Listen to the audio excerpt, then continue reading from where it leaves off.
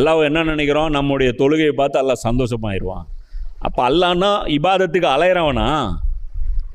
இந்த சாமிகள் தான் மிரட்டுவாங்க தெரியுமா? இந்த போலி கடவுள்கள் வந்து வச்சிருக்கிறவங்க மிரட்டுவாங்க. இது செய்யலைன்னா உனக்கு இது கெட்டது நடந்துடும், இது செய்யலைன்னா அது நடந்துடும், ஃபாத்தியா ஓதலைன்னா உன் வீட்டில் இலவு விழுந்துடும். அப்படி தான் இருக்கும் அந்த புக்கில் எல்லாம்.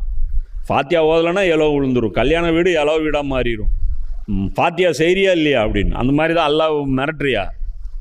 தொழுவுலன்னா நரகத்துக்கு போட்டுருவான். அவ்வளோ பெரிய அரக்கன் அல்லாஹ்.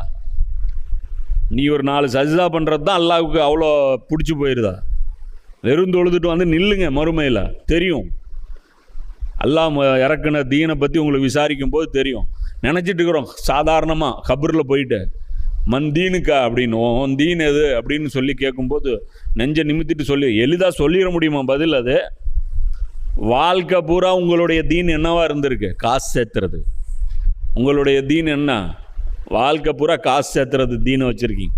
வேறு எந்த தீனும் உங்களுக்கு கிடையாது அப்படிங்கிறது அங்கே முடிஞ்சிடும்.